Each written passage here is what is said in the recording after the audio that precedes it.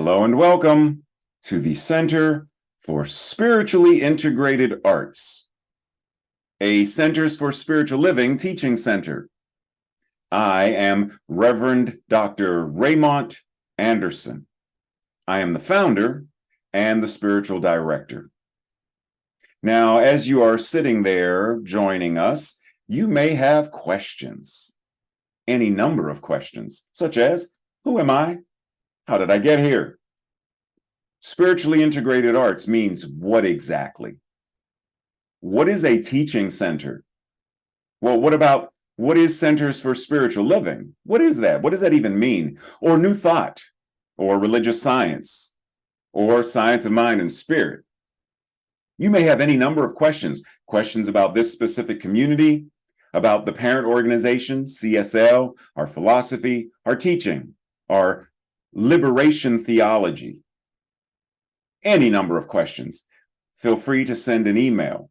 We look forward to connecting more and building our virtual community, our global community. And if you haven't connected yet on social media, feel free to do so. This is your invitation now. Also, did you know that all of our Sunday messages are archived on our YouTube channel? You can watch it anytime. Now, questions about anything, such as becoming a member. What does that mean? What does membership entail? And if you live somewhere far and already belong to a spiritual community, can you be a member of more than one? The simple answer is yes, you can. Just like you can shop at more than one grocery store, you can attend or be a member of more than one gym. We are building beloved community. So you can do both. You can be a member of both. You can be involved with both.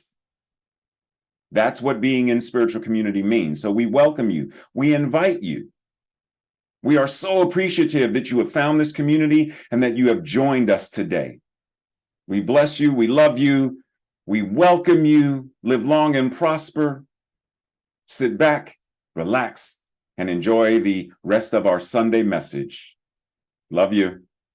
Connect with you soon. Blessings.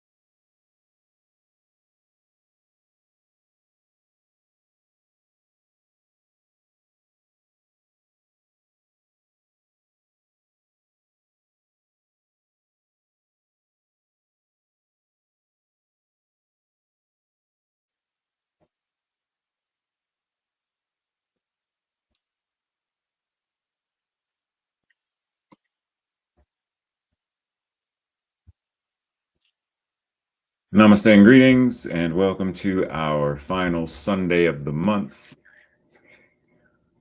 Closing out the theme, Up, Up, and Away. Today we are talking about expanding at the top and the bottom. So as we complete this year of a grand rising, we look forward to what's next. Breathe. Because I know within the space for many of us, what's next, where we are, what's next for the United States of America, what's next for our transgender siblings, what's next for people of color, what's next for women, what's next for healthcare. So we breathe. And we don't simply look forward to what's next, we look forward to what can be next. So, how do we take all that we have learned this year, all that we have practiced, all that we have studied, all that we have discussed, and use it to rise into that chosen what's next? Now, we say we are open at the top. I always add, and the bottom. It's one thing to be open at the top, but it's another thing to act from, to embody and live from that openness. It's easy to give lip service to be open at the top, be open at the top. I am always open at the top, but are you living and acting and communicating and serving and nurturing from that openness? There's an old Zen saying, when you get to the top of the mountain, keep climbing. Breathe. The principles, the mountain, the groundedness, they stay the same. Love stays the same. Truth stays the same. Equity stays the same. In the absolute, it stays the same. How we operate in, through, and as it, that may be malleable, yet the groundedness, the space of the isness and allness remains the same. So our relationship, how we relate to them and through them and as them, shifts and changes. It, quote unquote, expands as our minds expand, as our hearts expand, as our ability to make use of and access our wisdom expands. But it doesn't simply expand in this theoretical, I am open at the top. It has to expand in how we show up. It has to expand in our actions and our behaviors. It is very comfortable to stay in the old, tried and true. It's easy to be nostalgic and the good old days. The let's make America. It's easy and it's comfortable to seek that versus, right? Like if we could look at Star Trek, it would have been easy for the Federation of Planets, etc. It would have been easy for stay on Earth. See, it's not comfortable to start saying we should boldly go where we have never gone before, to seek out new life forms, new civilizations. That's not comfortable. And yet, that is precisely the invitation.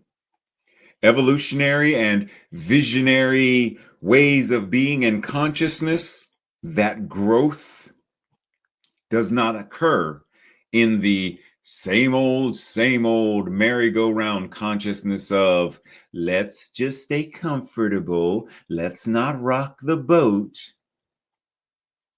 Let us be mindful and keep in mind, wade in the water.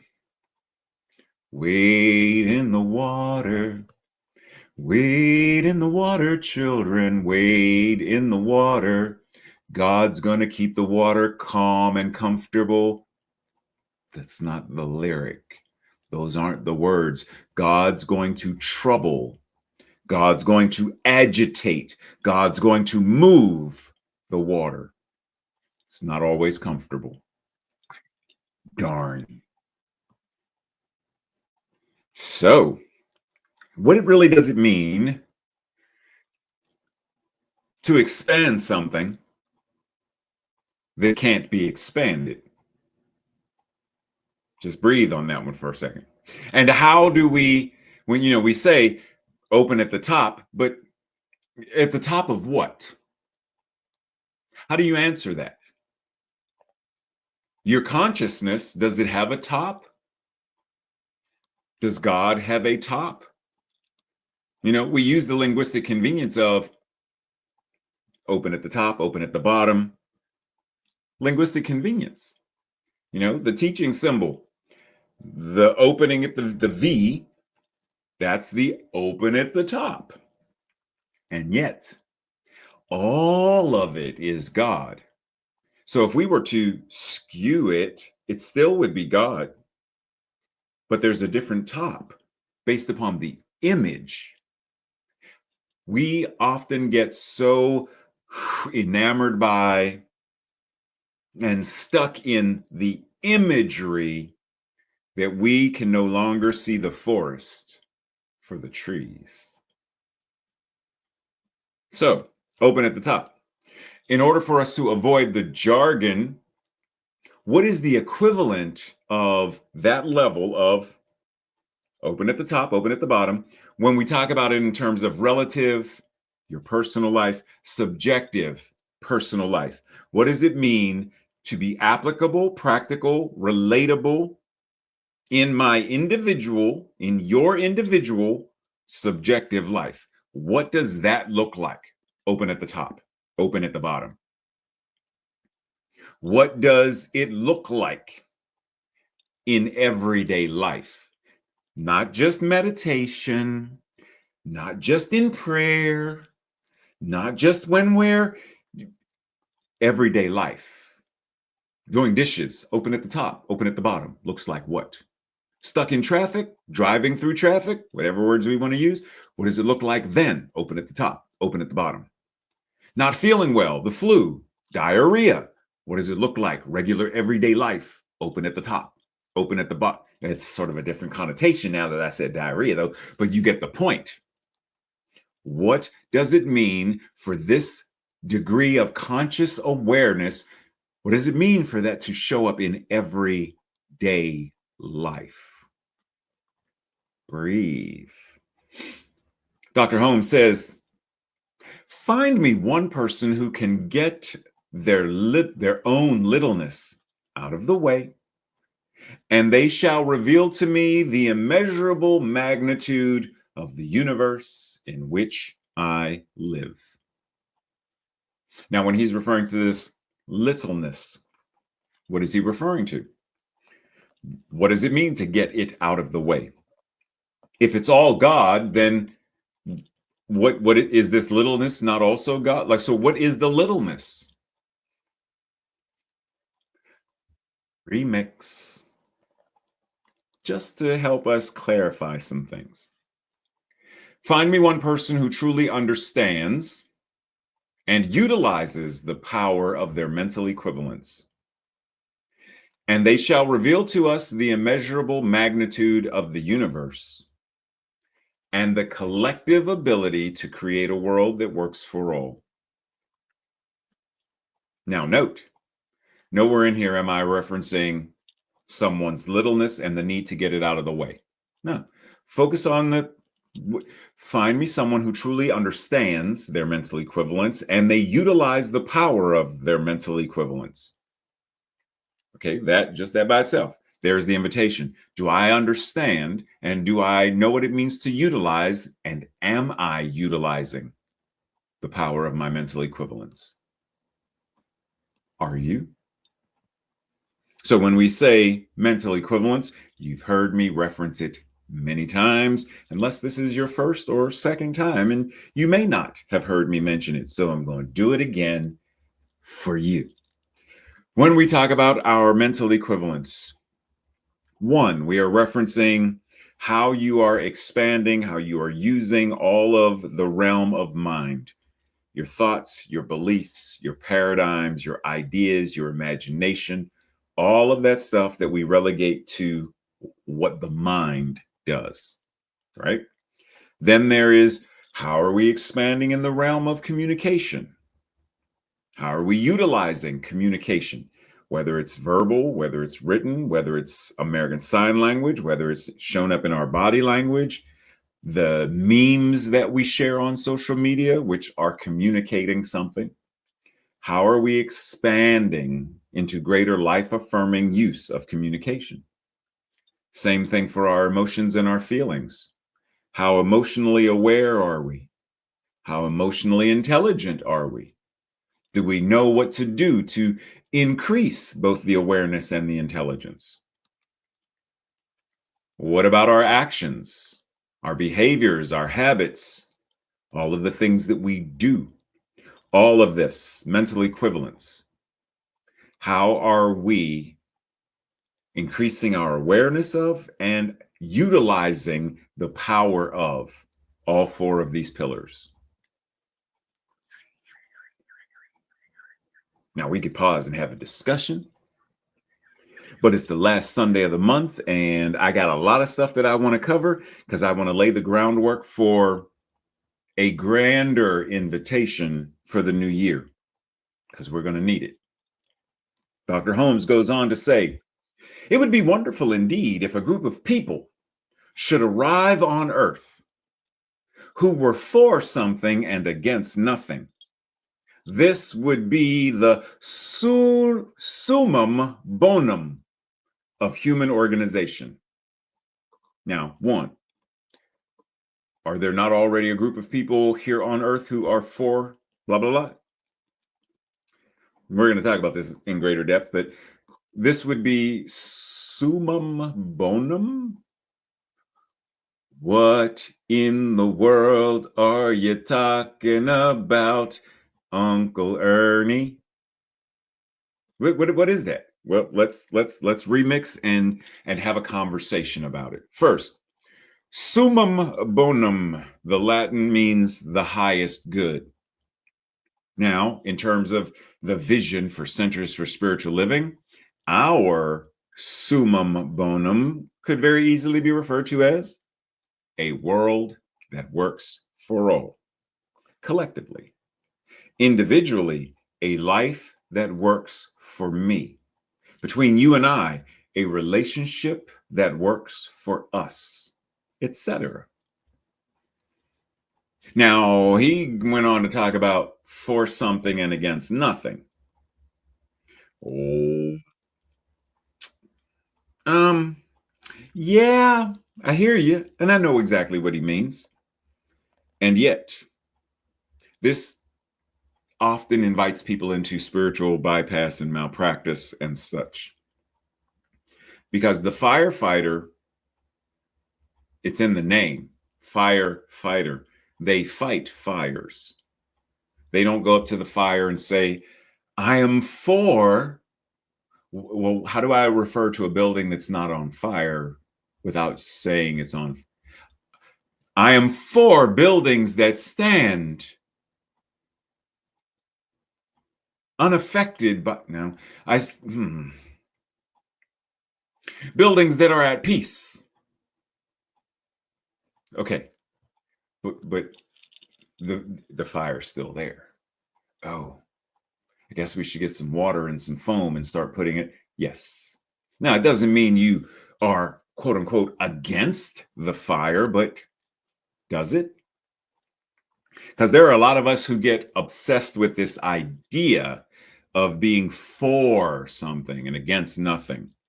Saw a lot of the bypassy stuff showing up following the election recently, where people were like, talk about being hopeful and positivity, and the sun will shine on tomorrow. Don't talk about being sad, mad, angry, etc. Yeah. Don't talk about what you're against. Be for. And we were so quick to try to get people to jump But shouldn't they feel their feelings? No, you're supposed to be for, not against. Oh, so in other words, you're supposed to bypass and malpractice our spirituality because it's comfortable and it's easy. So rather than being obsessed, right? The obsession with comfort and the obsession with the jargon, etc. Our invitation is to not be overly focused, to not become obsessive over these things that we identify as wrong or bad. Because the moment we become obsessed with avoiding a thing, right? Like think about football. When you're playing football, if you are so concerned about them not winning, can you actually focus on you making a touchdown? Or are you more focused on making sure that they don't score a touchdown? Now, within the game, both of those things ebb and flow.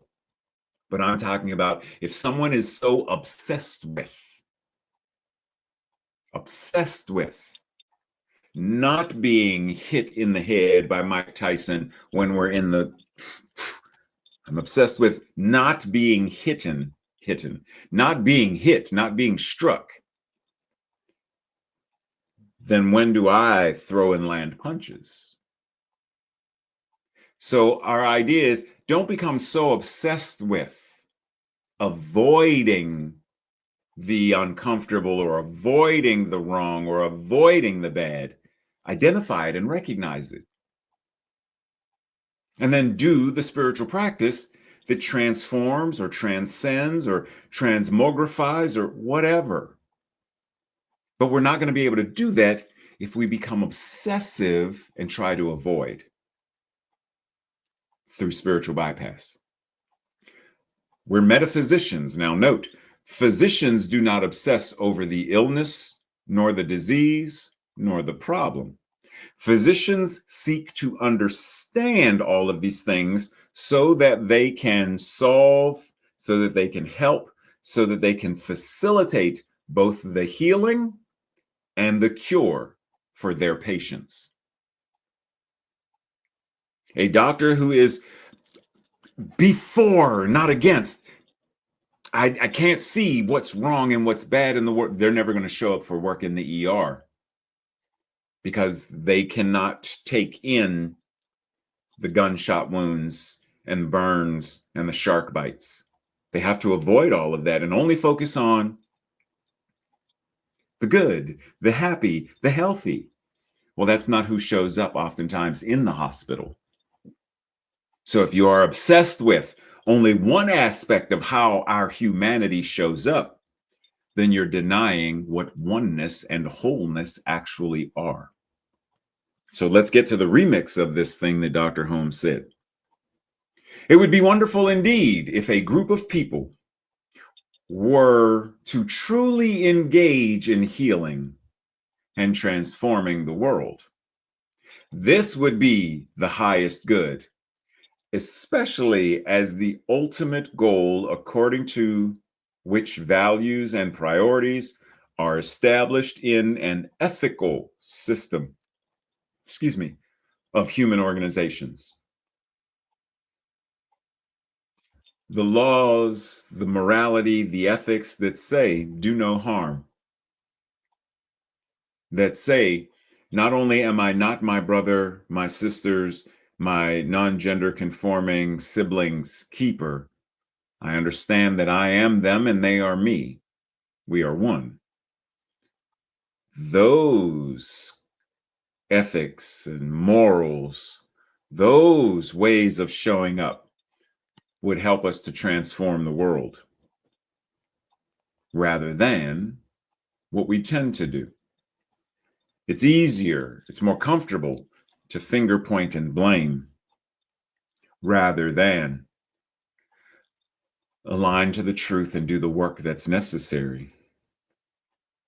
Now, Think back not too long ago, a couple of slides, I talked about this idea of expanding what cannot be expanded. So when we talk about how do I expand that which cannot be expanded, what am I talking about? Well, for example, how can you make water more wet? I'm going to let you breathe that one in for a second. If wetness is already a natural result, a natural expression of what water is, how do you make it more of what it already is? Right? If let's say right now, where you are sitting, where are you sitting right now? Okay, in the middle of Times Square. Okay. If you're already in the middle of Times Square and I say, let's go to Times Square, do you get up, get your bag, your backpack, your purse? Do you gather that and start walking somewhere? Or do you pause and say, I'm already there? There's nowhere to go. So, in this grand scheme of things, how do you cause anything to be more of what it already is, especially when we are referencing the idea of our divinity? Does God become more God? Is it possible for God to become more God? Does God expand into more of God? Or is it that our awareness of what God is, as all, including as us, that awareness is what quote unquote expands, right? Because there was I think of me as I'm just me, me, I, ego. And then oh, it's not just my identity, it's in community, it's our we identity.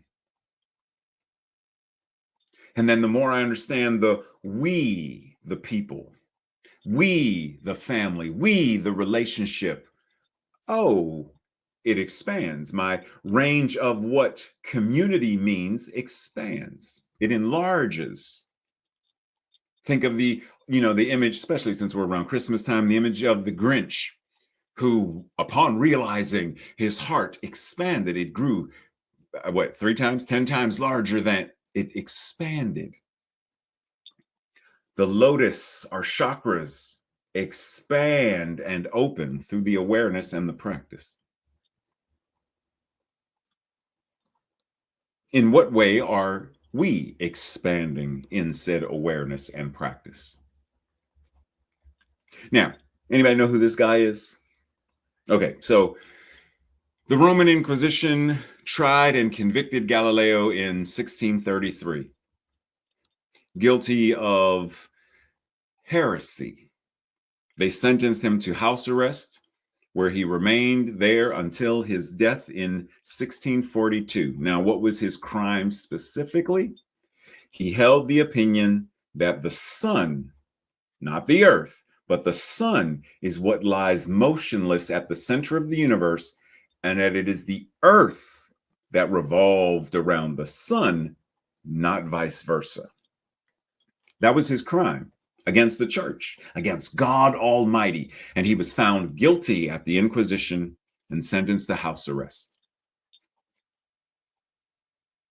Have we not expanded in our awareness since that time? And has that expansion not changed how we understand the rest of science and astrology, astronomy, etc.? Once again, the invitation. How are we expanding our awareness and expanding our application of our spirituality, spiritual practice, spiritual self? Dr. Holmes says, there is a power transcendent beyond our needs, our little wants. Demonstrating a dime is good if one needs it. Or healing oneself of a pain is certainly good if one has it. But beyond that, at the real feast, at the tabernacle of the Almighty, in the temple of the living God, in the banquet hall of heaven, there is something beyond anything that you and I have touched. Here's a lot of poetry and symbolism there, especially when we talk about the banquet hall of heaven, because it sounds very Judeo-Christian Christianity based, heaven. And yet, even in our we believe statements, we believe that heaven is within and that we experience it to the degree that we become conscious of it. So if that heaven is within, experience to the degree that we become conscious of it, then that banquet hall of heaven, that temple of the living God, all of this is within, quote unquote, within all that we are. So, and like Yoda said, judge me by my size. Size doesn't matter. Judge me by my size, do you? As well, you should not. Judge my needs by their size, do you? As well, you should not. Because all of the needs, whether a dime or medication or whatever it is, they are all the same, are they not? So my invitation is, because as soon as we say beyond our needs, our little wants, it almost sounds like we're judging those needs or wants. Like that little thing that it is a need, it is a want, and in and of itself, it is valuable and valid to recognize. Simple as that. So rather than quantify it, big need, big desire, little desire, do you desire it? Then it is enough. Whether you desire peace on earth or peace from that headache and you are taking a pill for it, doesn't matter. It's a desire, it's a want. Acknowledge it and then do what is necessary to create it or manifest it. The remix, which is not so much of a remix as simply an offering to think about this differently. There is a power transcendent beyond our needs, our little wants. Okay, think about it differently. Consider love or joy or imagination. There are your individual feelings of love and joy and your imagination. And then there is that which is, on a grander or the absolute state.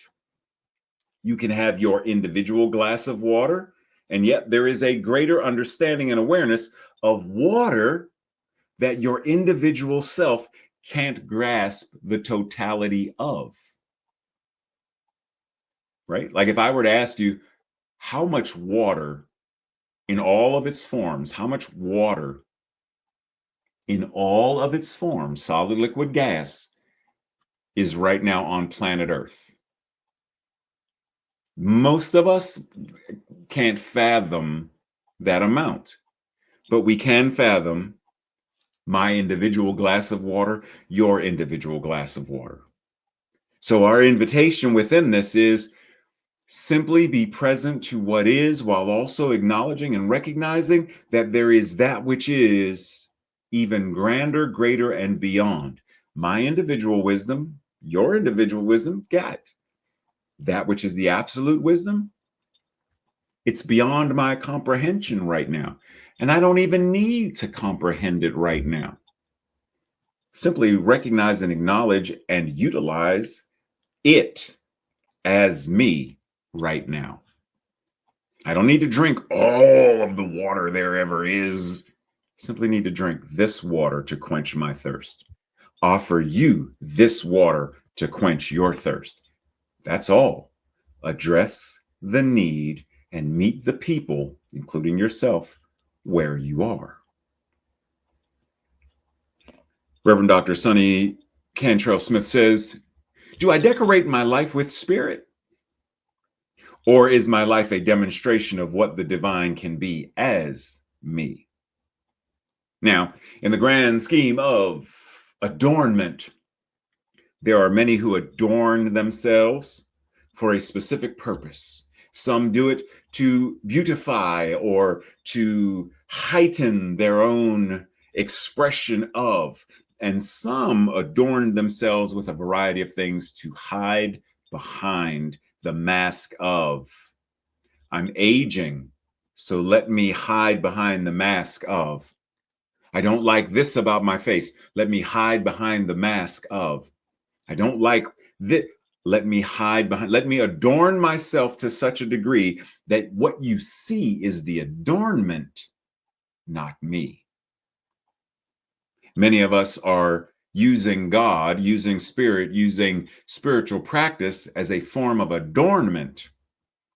We wear the cloak of holiness and calmness and compassion. We don the makeup of compassion and I'm so holy and peace on earth, goodwill towards all.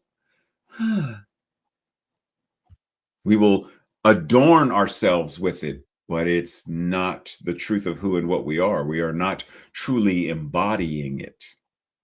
We are not living as it. We are hiding behind it. So our invitation, take off the adornment and let our natural divinity be its own adornment and beautification that shines forth.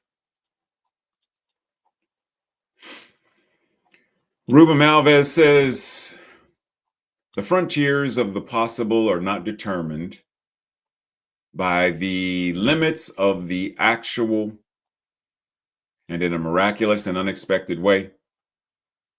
And actually, that might be a typo. His name might be Ruben. I don't remember. The frontiers of the possible are not determined by the limits of the actual. Just take that in for a second. The frontiers of the possible are not determined by the limits of the actual, right? There was a time where cell phones weren't, people didn't even have this phone at one point, right? There was a time where it was just do do do do do do do do do do do do do do do do do. And prior to that, it was, let me write a letter.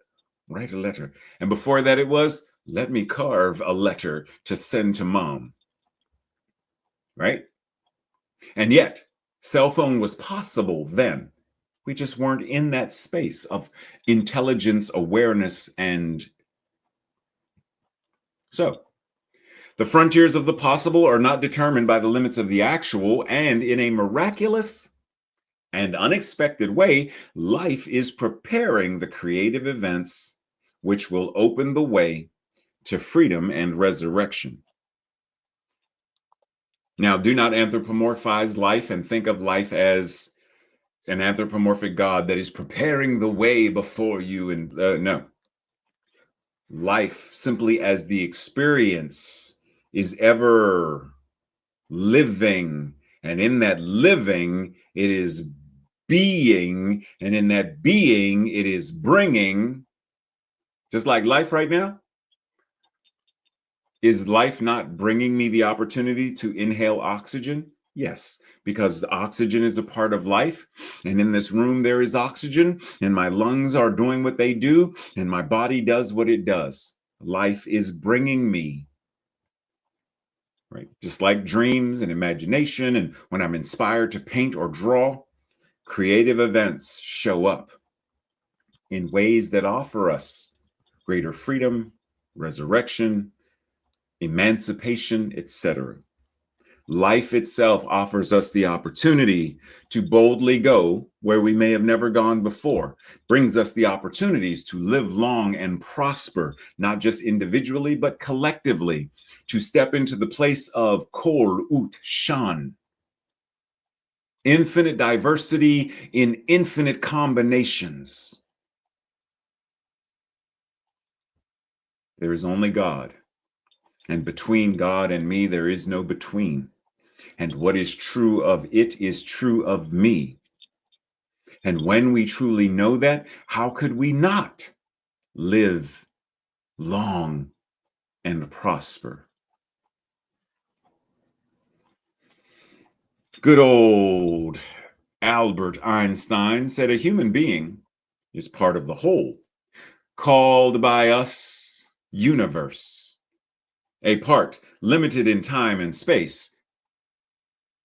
They experience themselves, their thoughts and feelings, as something separate from the rest, a kind of delusion of their consciousness. This delusion is a prison for us, restricting us to our personal desires and to affection for a few persons nearest to us. Our task, however, must be to free ourselves from this prison by widening, by expanding our circle of compassion and empathy and communication to embrace all living creatures and the whole of nature in its beauty. This is precisely why I do not say a world that works for everyone, and I say a world that works for all, because the whole of nature, the rivers, oceans, and streams, the land itself must be part of the vision. Now, where do you find yourself imprisoned? Where do you find yourself locked off and away from others? The invitation is to expand and open into greater connectivity with others. We do not heal in isolation, we heal in community. So, open to learning is also open to being willing to admit mistakes that were based on what we once knew. Remember when we talked about that guy who got locked up, house arrest, because he dared to say that the sun stayed still and the earth rotated around the sun? You know, him? Wouldn't it have been cool if there would have been a greater apology from the Catholic Church to say, we were really wrong. And because we were so wrong with that, let's examine and find other places where we also could be wrong so that we reduce the hurt and the harm that we are causing. When we are truly open, then we are willing to also say, just because I knew this yesterday doesn't mean it's factual or actual or relevant today. At one time, there were people who believed the earth was flat. There are still. I don't know if Michelle is watching. Michelle knows some of them. There are people today who believe that the earth is flat. They are unwilling to learn and take in the evidence to the contrary. Yeah, right. I know. Yes, the flat earthers. But that applies to the other areas of spirituality as well. There are many within spirituality that still have the idea that God is somehow up there and separate from, that God is still anthropomorphic. That even though we talk about God as though it isn't, we still say creator. We still reference the universe teaching us a lesson. That's anthropomorphizing it. We're just using different words, but we're still basing it on the former education of what we knew then rather than what we know now. And as Dr. Maya Angelou says, when you know better, you do better.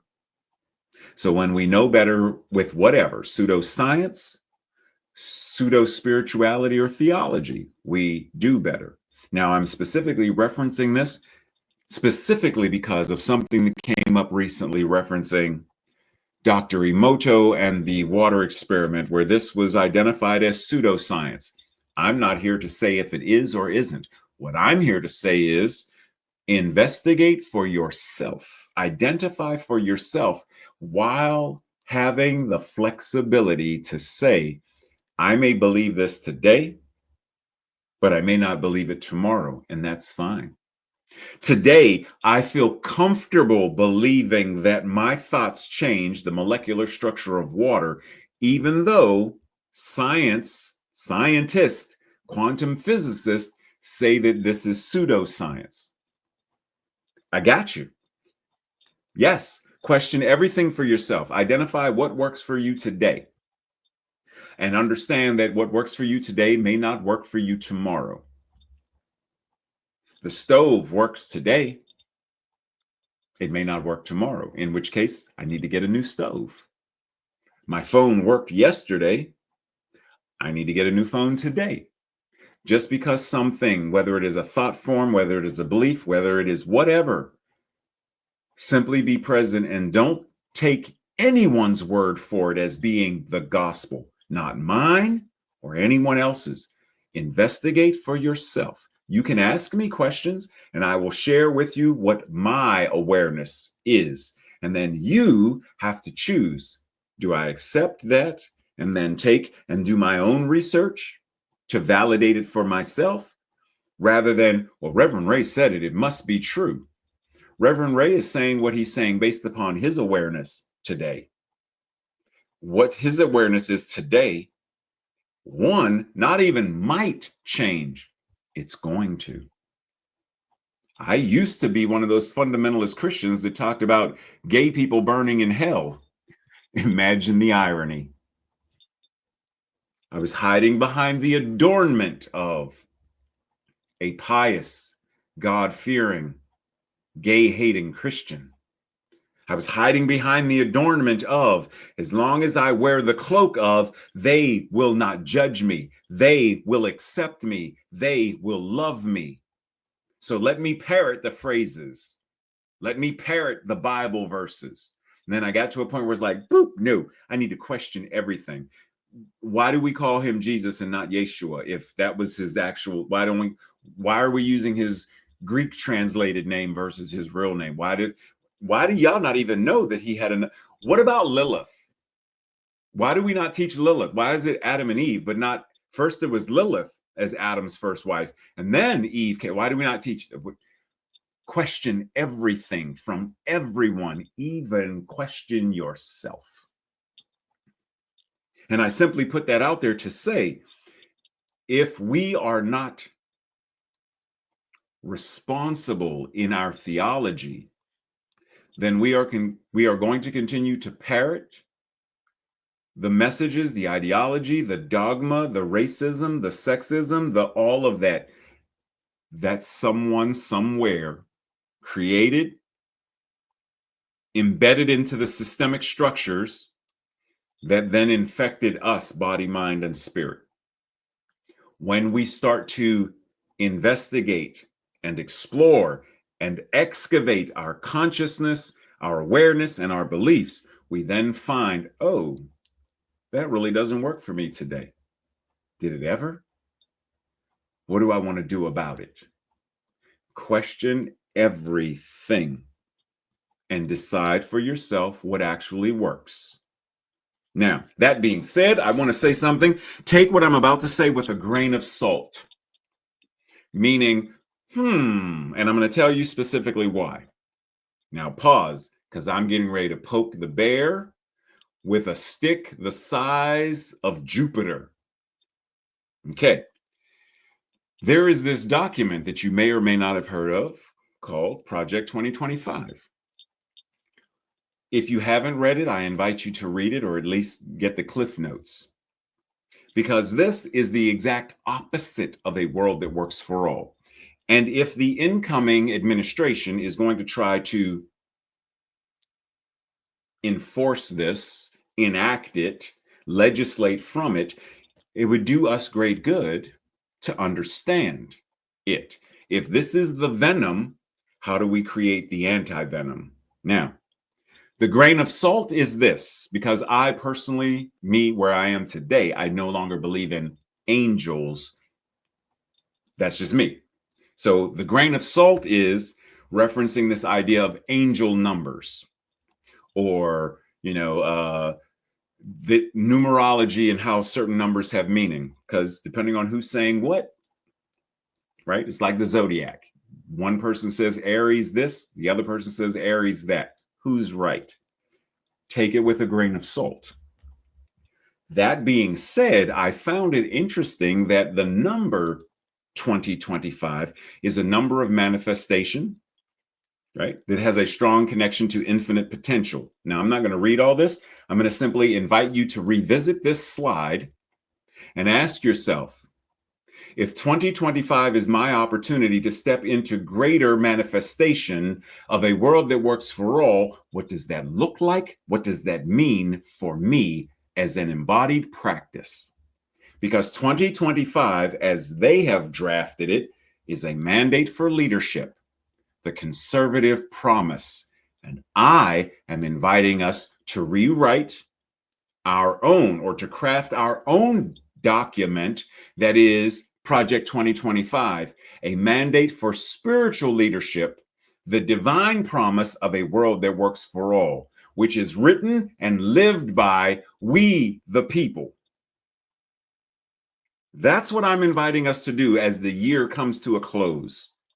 Before we step into, yay, Happy New Year, let us get very clear on who we are, why we do Science of Mind and Spirit 4.0, and what that looks like on a regular, everyday, moment by moment, breath by breath, sunrise by sunset kind of a day.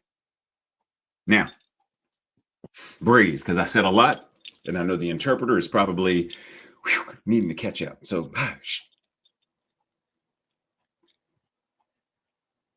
Dr. Sean Ginwright says, if we look deep within for a moment and ask how we can change our outlook, we will at least be on the right track.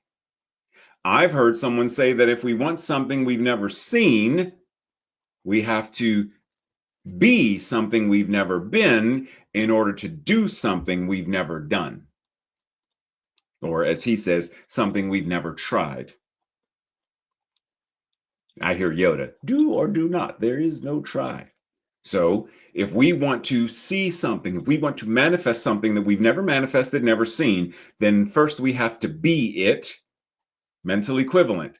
Be it in mind, word, feeling and emotion, and action by doing it. Remember that Zen quote from the beginning?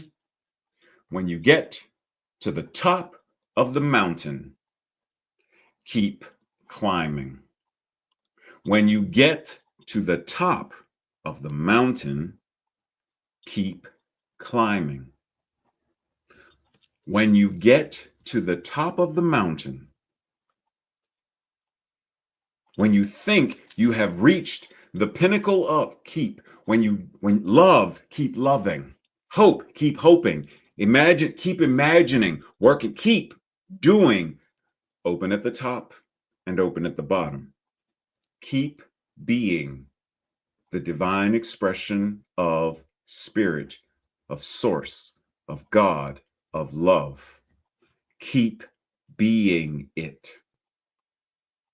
The science of mind and spirit as a liberation theology offers us the ability to evolve, to grow, and to expand in our awareness of and in our application of spiritual principles and truths.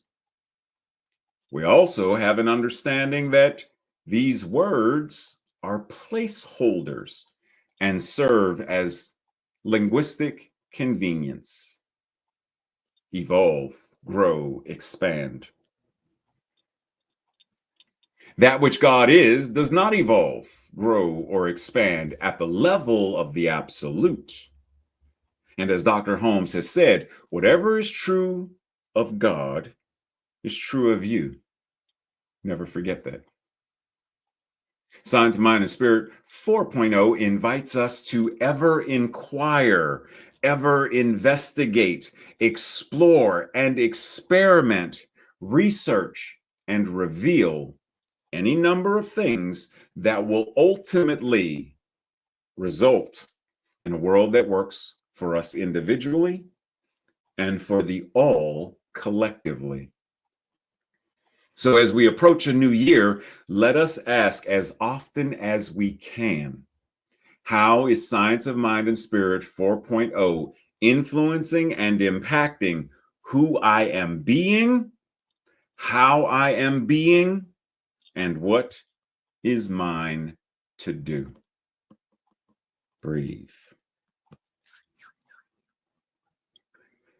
This week's affirmation or declaration, I will say it first, and if it resonates with you, repeat it with me the second time around.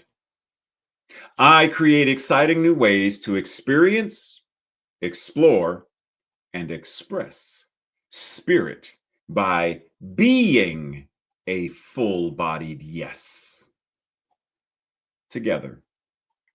I create exciting new ways to experience, explore, and express spirit by being a full-bodied yes. And so it is. This week's journal questions or Thursday evening study group questions. 1. What is my spiritual evolution calling forward in my life? How do I feel about the call? Because I might not like it. I might be uncomfortable with it. How do I feel about the call? How am I responding to the call? Right? Remember, Luke Skywalker at first didn't want to go with Obi-Wan Kenobi. He didn't want to go. It's like, I got work to do. I got the farm. I got, Uncle Owen and I got responsibilities, Obi-Wan.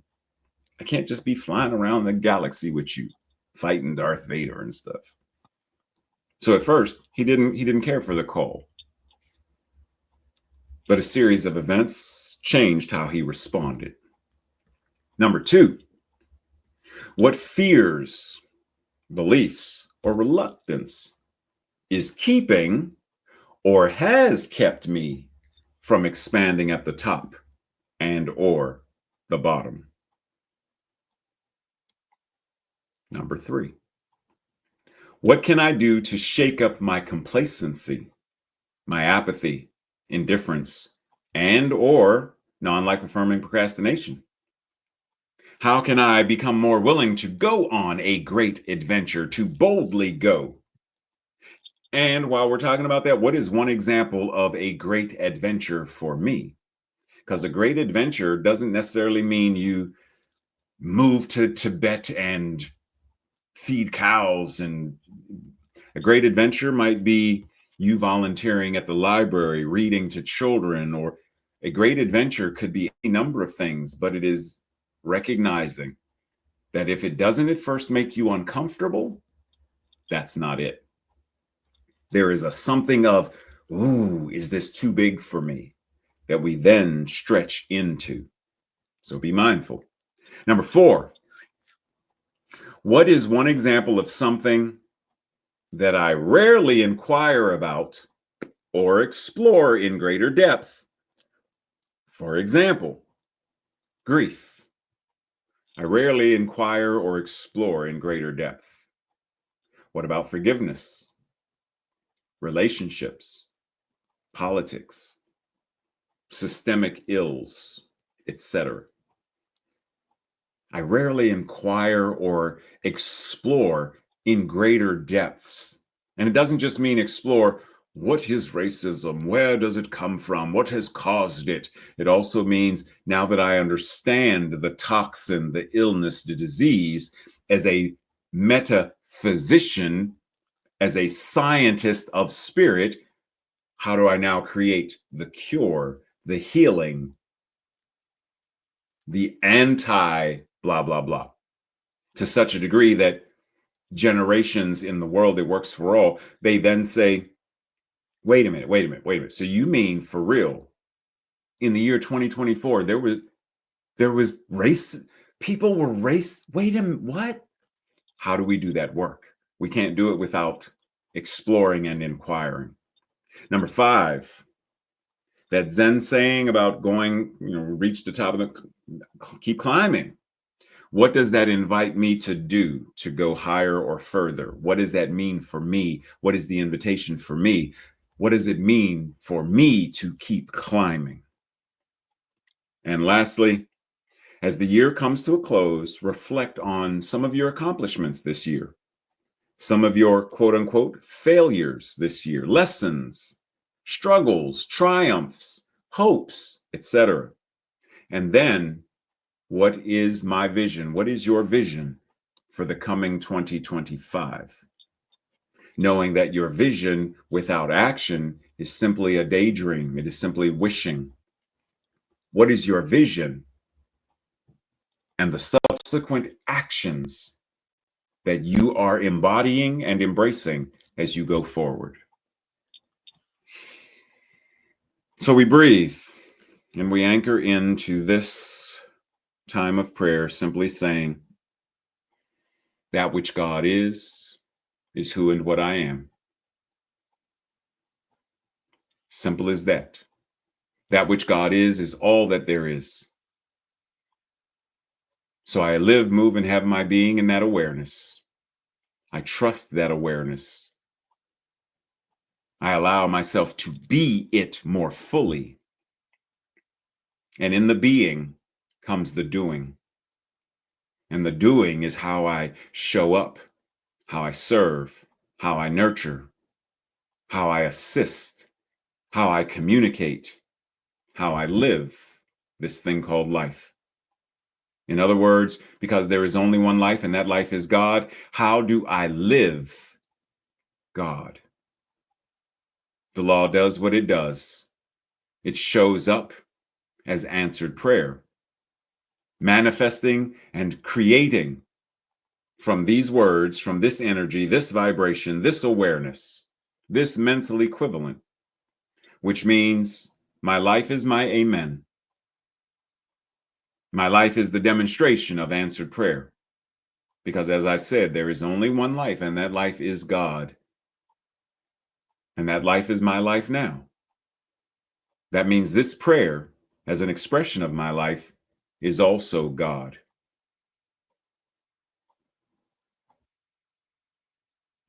And I breathe. And in recognizing that, and in affirming it, and in declaring it, I call it good. I call it well. I call it infinite possibility that becomes infinite probability, that becomes the infinite inevitability of a world that truly works for all. I am here for such a time as this. I accept the call.